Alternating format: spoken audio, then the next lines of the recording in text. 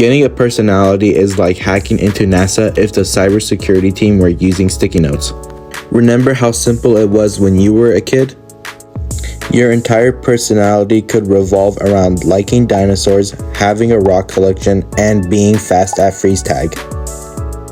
An adult could strike a conversation with you, and within 29 seconds, they would know you as the dinosaur rock tag kid.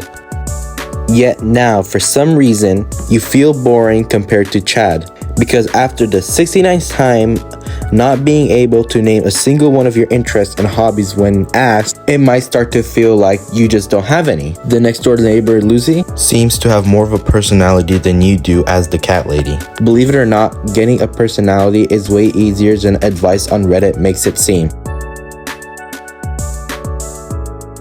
Most people say, be yourself. Extroverts can be interesting by simply just existing and using social tactics that introverts may understand but simply can't easily pull off.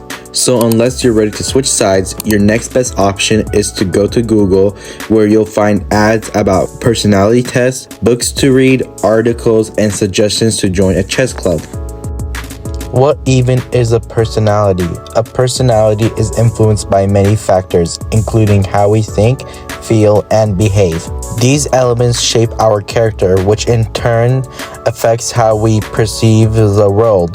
That kid who pushed you over on the playground in kindergarten? Mean, bully, ugly. The guy you see in the streets with an exotic parrot who lets you pet him? Cool, interesting, bird dude. Elon Musk. Rich, money, rockets, flamethrower. If you notice, the more unique, memorable qualities and traits that you can associate someone with, like Elon Musk with rockets, the more personality they seem to have. Just like associating Lucy as the cat lady. Now, what does that mean for you? It means that no matter how many cool trips you go on to other countries that you post to your Instagram, or how many books you read, or how many chess classes you take, none of these things alone will give you a personality. At least not in the way that makes you seem interesting to others. Most of you guys just want to get girls, which is what you really care about. Great, now how do I make myself more interesting to other people? You are boring. Or in other words, you don't have any opinions or interests that attracts other people. Remember what good old Isaac Newton said? The greater the personality, the greater the force of attraction. There's nothing worse than having a conversation with a brick wall.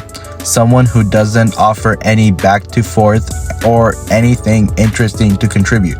Have stuff to talk about. You don't need to be able to explain every detail of The Lord of the Rings. However, knowing more about a range of topics will help you start formulating ideas and opinions that will get others to think. Yeah, that's literally it, and having people remember things about you. One easy way to do this is by using the spike method. So let's say you like mowing lawns.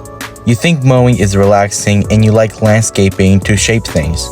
Now imagine you spend a decent amount of time every day mowing, learning about mowing techniques and methods, reading up on the latest mowing lore, watching videos, maybe even you save up enough money to get a Greenswork 60 volts, 42 inches cordless electric crossover Z0 turning riding mower, and on the grass on people's lawns for money. In less than a month, you have put more experience into landscaping than 99% of people will ever have into anything in their whole lifetime.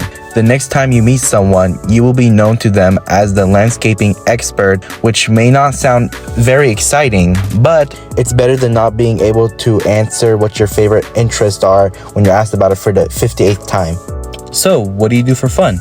I'm really into mowing. I've learned so many cool things the average person doesn't know. What kind of stuff did you learn? You want to know about the stuff to feed your plants?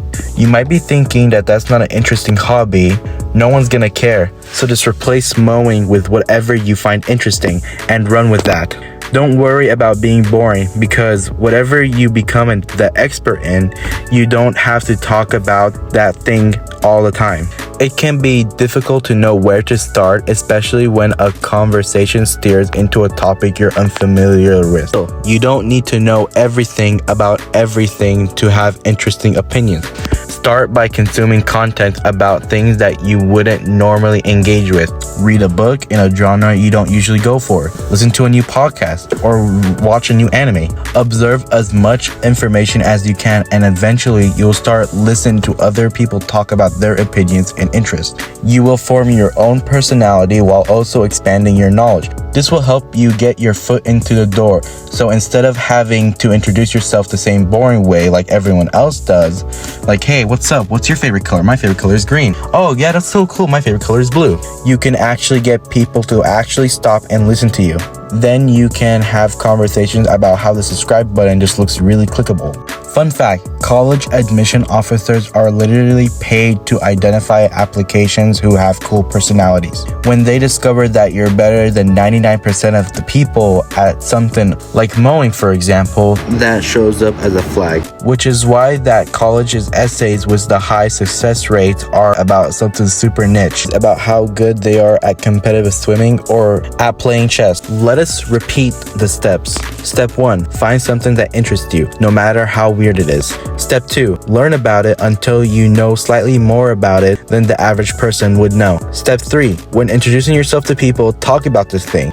Don't worry about what your niche thing is weird or whatnot, because remember back then before COVID started, anime was looked at as like a weird thing, but then when COVID happened, everyone started to get into it and now it became cool. But you gotta talk to people about it in a way that they can understand. For example, when Bob Ross explains painting to you, it's fascinating and it's awesome. But when an art critic with a PhD starts discussing art theory, you start to wonder halfway through it if they're even speaking your language. Try to listen 75% of the time while talking 25% of the time. This way you're not hogging up the whole entire conversation. Being curious about other people's hobbies and interested will go a long way. The right question is usually more important than the right answer. People will be patient to listen to any topic as long as they can understand it. Subscribe. Okay, bye.